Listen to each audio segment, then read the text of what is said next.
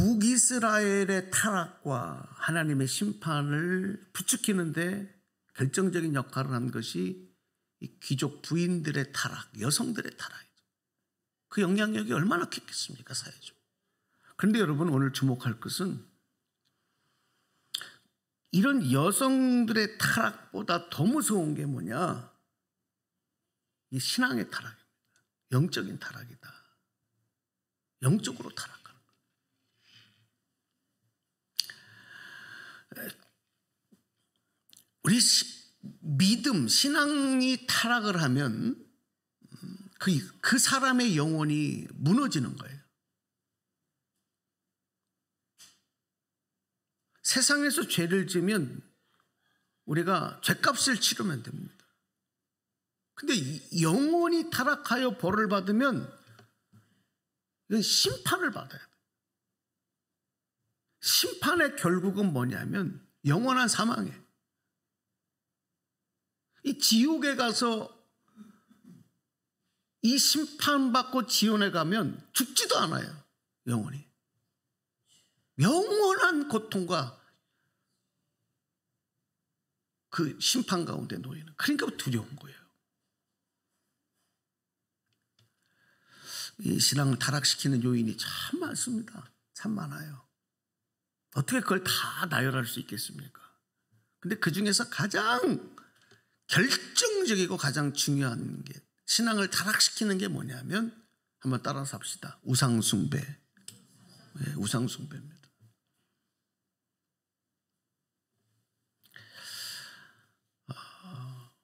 오늘 4절, 5절 말씀에도 이렇게 보면은 4절에도 보면은 두 지명 이름이 나오는데 길갈이라고 하는 곳과 그 다음에 베델이라는 곳, 베델과 길갈 이런 지명이 나와요.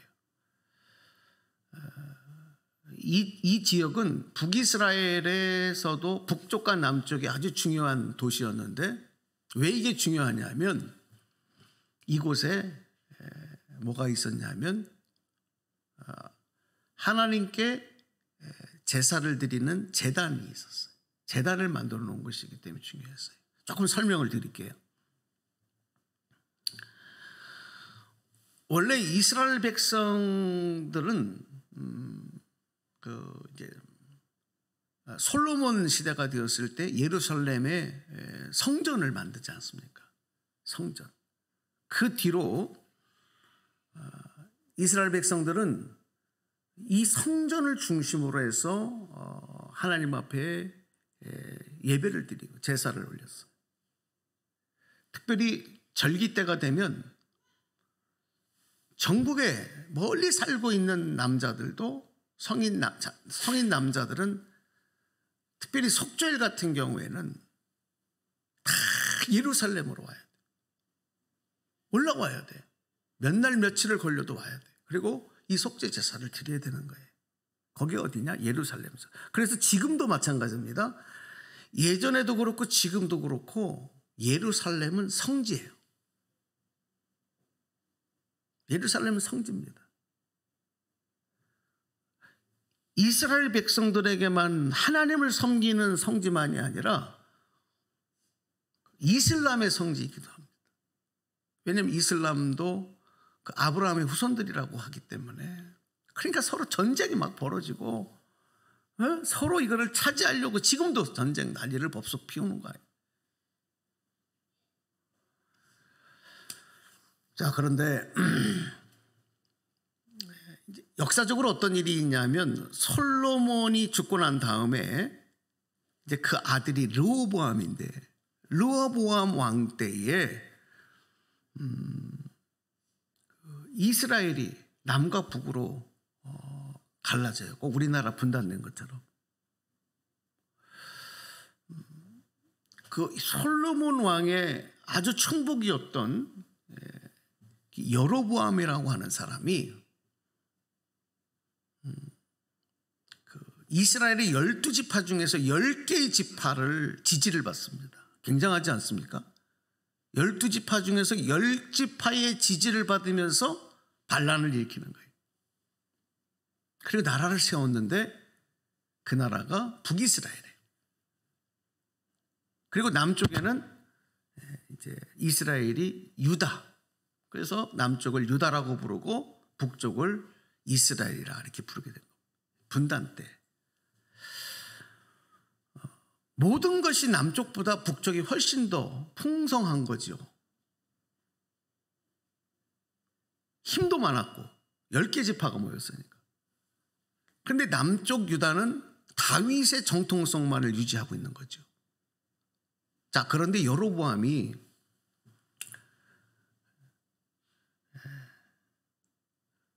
큰 이건 문제가 되고 있다라고 하는 걸 느끼는 게 뭐냐면, 이 절기만 되면 이 북이스라엘에 살고 있는 이스라엘 백성들이 다 예루살렘으로 가는 거예요. 왜? 뭐 하기 위해서? 하나님 앞에 제사를 드리기 위해서. 제사에 참여하기 위해서. 이건 전통적으로 종교적인 의식이기 때문에 막을 수가 없어요. 지금 나라가 분단이 됐는데 이걸 막을 수가 없어. 그럼 어떻게 되겠습니까? 이 정치적으로 혼란해지지 않습니까?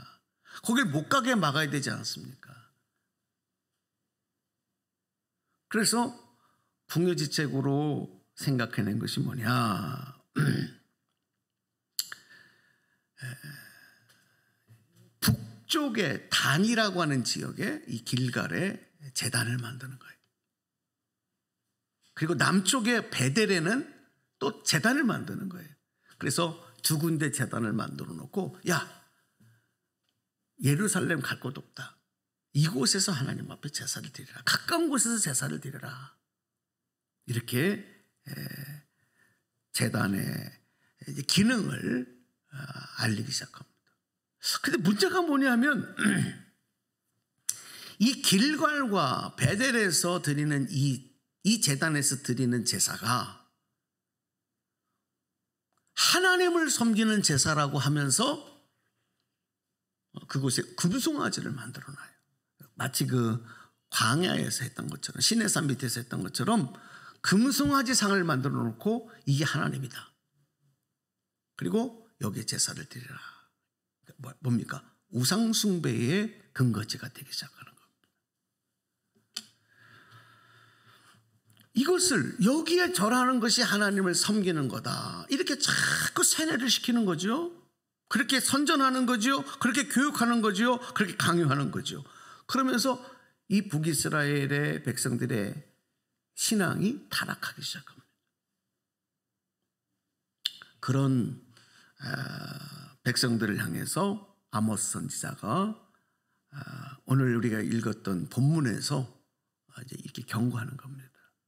지적하며 경고하는 말씀이 이제 4절에 5절에 그들의 신앙생활을 지적하면서 한 말씀이 4절 5절의 말씀이에요. 다시 한번 저희가 읽어보겠습니다. 너희는 시작. 너희는 베델로 몰려가서 죄를 지어라. 길갈로 들어가서 더욱더 죄를 지어라. 아침마다 희생제물을 바치고 사흘마다 11조를 바쳐보아라. 또 누룩 넣은 빵을 감사제물로 불살라 바치고 큰 소리로 알리면서 자원 예물을 드려보아라. 이스라엘 자손아, 바로 이런 것들이 너희가 좋아하는 것이 아니냐. 예. 그들이 여러분 신앙생활을 했어요.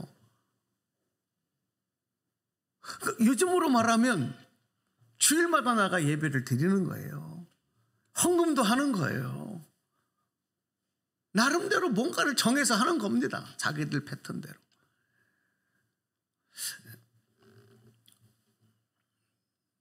요즘 우리 사회와 기독교가 이 성경을 자기들 마음대로 제멋대로 변질시킨 이런 사이비 종파들, 사이비 교주에 의해서 자신들이 하나님이다, 자기들이 메시아다 이렇게 사칭하면서 큰 사회적 피해를 주고 있습니다. 이 충격이 엄청납니다. 특별히 지난 한 주는 더욱 그랬던 것 같습니다. 넷플릭스에서 JMS 정명석, 그 아주 죄악을 낱낱이 다큐멘터리로 고발하고 지금 사회가 큰 충격을 받고 있습니다. 근데 안타까운 건 뭐냐면 이런 모습들이 고스란히 또다시 일반적인 불신자들에게는 이 기독교에 대한 반감으로 또 연결돼요. 왜냐하면 그들이 하나님을 말하고 있고 그들이 성경을 말하고 있기 때문에.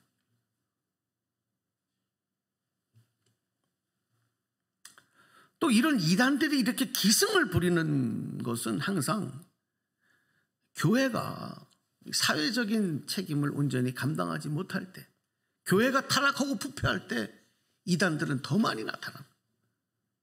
그리고 사람들에게 더 많은 지지를 받는 거예요. 특별히 요즘 대표적인 신천지의 이만희, 아까도 말씀드렸던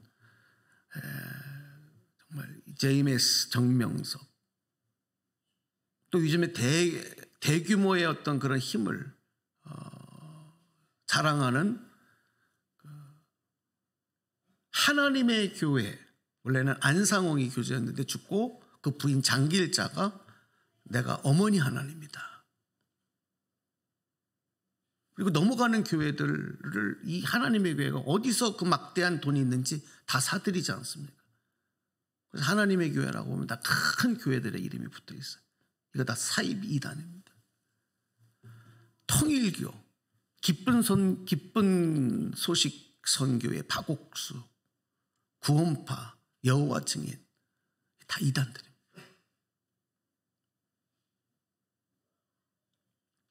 이단이라고 하는 말은 정통신앙과 다른 신흥비 사이비 종교라고 하는 뜻이고, 이런 곳에서는 교주가 아까도 말씀드렸던 것처럼 다 내가 하나님이다, 내가 메시아다, 내가 예수다 이렇게 사칭을 하죠. 그걸 사람들이 믿는 거예요.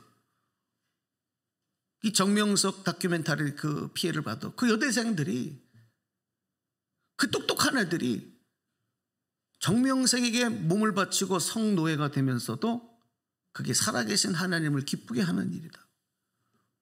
왜? 그게 하나님이니까.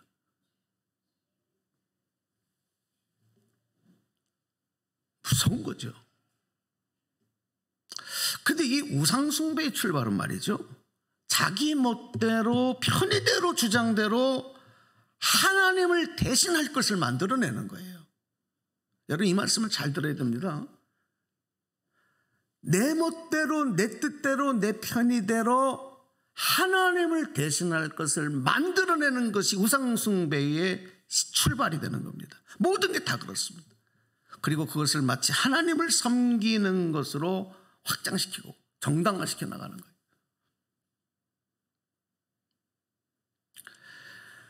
이 북이스라엘의 여로보암도 하나님을 섬기는 제단을 만든다고 했어요. 이거 얼마나 명목이 좋습니까? 야, 멀리 뭘 예루살렘까지 가냐? 가까운 지역에서 그냥 예배 드려라. 여기서 해. 다 하나님 앞에 하는 건데 어때? 제단을 만들어 줄게. 얼마나 좋습니까? 얼마나 편의적입니까? 그리고 하나님을 대역할 것이 없잖아요. 눈에 보여야 되잖아요, 뭐가. 그래 확실히 더 믿어지는 것 같잖아요. 그러니까 금송아지를 만들어 놓는 거예요. 이게 하나님이야. 이 앞에다 하면 되는 거야. 그래서 우상숭배가 되는 것이죠. 우리가 다윗왕을 보면 다윗왕은 정말 평생의 소원이 하나님의 성전을 건축하는 거였어요. 돈도 있었고 능력도 있었고 뭐든 못할 것이 없었어요. 마음만 먹으면 할 수 있는 거예요. 근데 하나님이 다윗이 성전 건축하는 걸 기뻐하지 않으셔요. 왜냐하면 그 손에 너무 많은 피를 묻혔다. 다윗이 얼마나 안타까웠겠어요. 그래도 하면 하는 거예요. 할 수 있는 거예요. 근데 다윗이 안 합니다. 왜? 하나님의 뜻이 아니니까.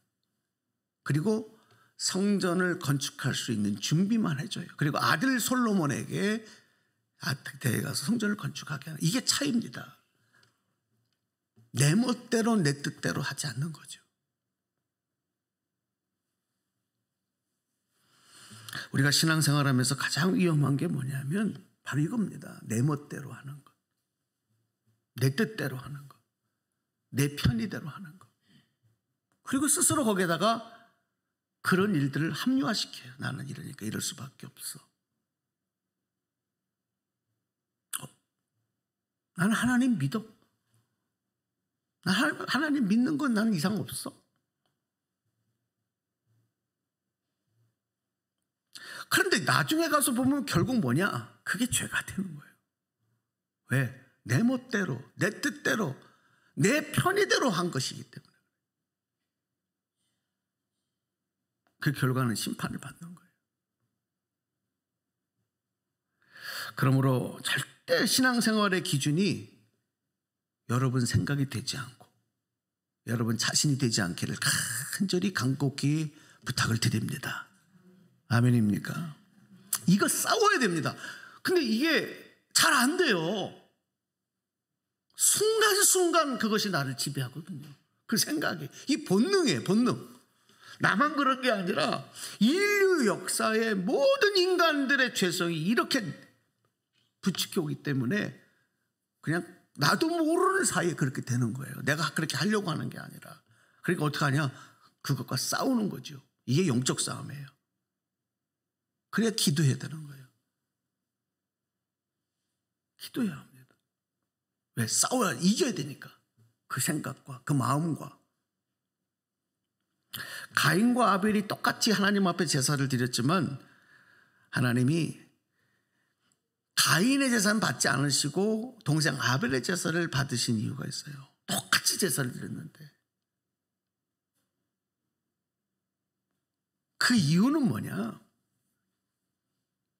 가인은 자기 편의대로 자기 중심으로 예배를 드린 거예요. 제물을.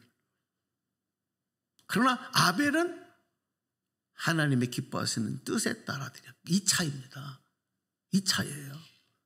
둘이 똑같은 날 똑같은 자리에서 제사를 드린 거예요. 근데 누구의 제사는 받으시고 누구의 제물은 안 받으시잖아요. 자, 오늘 여러분에게 스스로 한번 질문해 보세요. 내 신앙의 기준은 지금 어디에 있냐? 만약에 그 기준이 나라고 한다면 빨리 회개해야 합니다. 여러분, 하나님이 여러분의 신앙의 기준 되기를 축복합니다. 아멘. 네. 나도 모르는 사이에 하나님을 섬긴다고 스스로 합리화시키지만 내 멋대로 내 뜻대로 그렇게 신앙생활을 하고 있다면 이건 낭떠러지 앞에서 노는 어린아이들처럼 아슬아슬한 거예요. 빨리 그 자리에서 떠나야 됩니다. 인류 역사에서 우상숭배가 계속되고 있는 것은 바로 이것 때문에 내 마음대로 내 멋대로 내 뜻대로 그것이 하나님의 뜻보다 위에 있을 때 이게 죄성이에요. 이게 죄성입니다. 죄의 본능.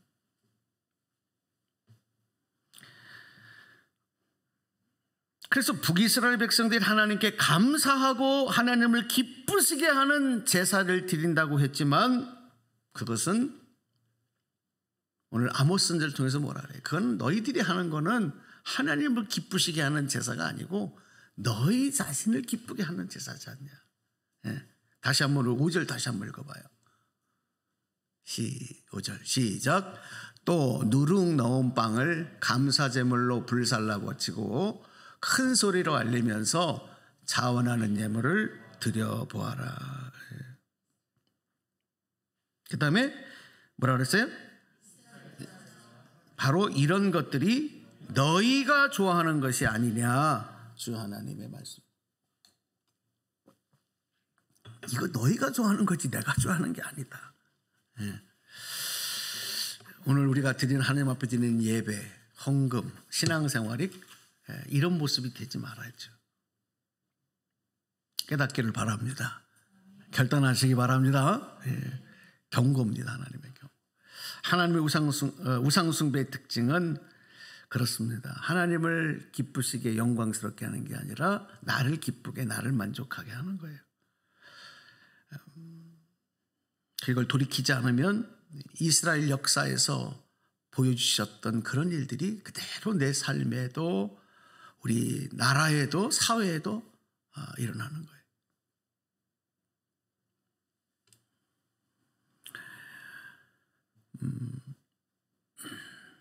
근데 문제가 뭐냐면요, 또 한 가지가 경고를 해도 회개하지 않아요. 깨닫지를 않아요. 우습게 여겨요. 설마 합니다. 이게 이제 우리가 결정적으로 이기고 극복해야 될 문제. 오늘 북이스라엘 백성들, 나중에는 유다 백성들까지도 마찬가지예요. 그렇게 선지자들을 통해서 경고하는데 회개하고 하나님께 돌아오지 않아요. 하나님은 계속해서 다시 돌아와라, 다시 돌아와라. 자기 고집이 얼마나 강한지 안 돌아옵니다. 목회를 하다가 보면 근데 어느 성도들이 무슨 시험에 들었다, 그러니까 권면을 해요. 정말 기도하면서 주의 마음으로, 목회적인 마음으로 권면하는데 이 시험에 딱 들었다는 게 뭐냐면 제가 기도하고 깨닫고 제가 잘못 생각했습니다. 잘못 마음을 먹었습니다. 하나님 회개합니다. 하고 다시 돌아오는 사람은 거의 없어요. 안 돌아옵니다. 어렵습니다. 우리 10절 읽고 이제 말씀 정리할게요. 10절 시작. 내가 옛날 이집트에 전염병을 내린 것처럼 너희에게도 내렸다. 내가 너희의 젊은이들을 칼로 죽였으며 너희의 말들을 약탈당하게 하였다. 또 너희 진에서 시체 썩는 악취가 올라와서 너희의 코를 찌르게 하였다. 그런데도 너희는 나에게로 돌아오지 않았다. 주께서 하신 말씀이다. 저는 이 말씀도 묵상하면서 깜짝 놀랐어요. 어쩜 지금 우리 사회에 벌어지는 일들하고 너무 비슷한 일들이 많은 거예요. 전염병이 창궐해서 그 많은 사람이 죽어나가는 걸 보고도, 젊은이들이 한순간에 떼죽음을 당하는 것을 보고도,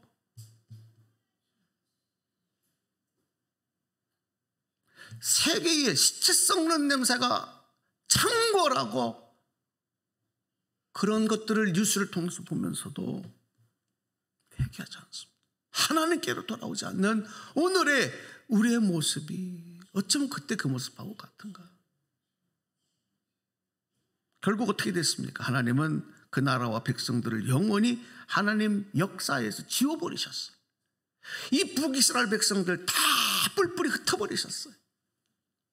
이제는 그 흔적도 찾아볼 수 없도록. 회개하고 하나님께 다시 돌아가지 않는 나라, 그 사회, 문화, 가정, 인생은 더 이상 의미가 없습니다. 그래서 오늘 이 말씀 우리가 다시 한번 마음에 새기고, 정말 깨어있는 성도들은 예전에 모세가 죄악에 빠진 이스라엘 백성들을 하나님 앞에 탄원하며 자기 목숨을 걸고 기도했던 것처럼, 아브라함이 소돔과 고모라 성에 심판을 예고하는 하나님의 음성을 듣고 자기 생명을 담보로 잡으며 기도했던 이런 절실한 마음이 오늘 우리 교회와 성도들에게 있어요. 왜냐하면 희망을 하나님이 주셨기 때문에, 희망을 주셨기 때문인데, 하나님께로 다시 돌아올 때 주시는 희망의 약속의 말씀도 있어요. 이걸 우리는 붙잡아야죠. 우리 이 말씀 읽고 기도하겠습니다. 5장 4절입니다. 아모스 5장 4절 시작. 나 주가 이스라엘 가문에 선고한다. 너희는 나를 찾으라. 그러면 산다. 아멘. 하나님을 찾으면 살게 될 줄로 믿습니다. 여기에 생명이 있고 여기에 행복이 있고 여기에 희망이 있는 겁니다. 하나님 찾아야 합니다. 하나님께 다시 돌아봐야 합니다. 오늘 이 말씀 붙들고 우리 한 주간 기도하고 십자가 바라보고 주님과 동행하는 여러분 되셨으면 좋겠습니다. 할렐루야.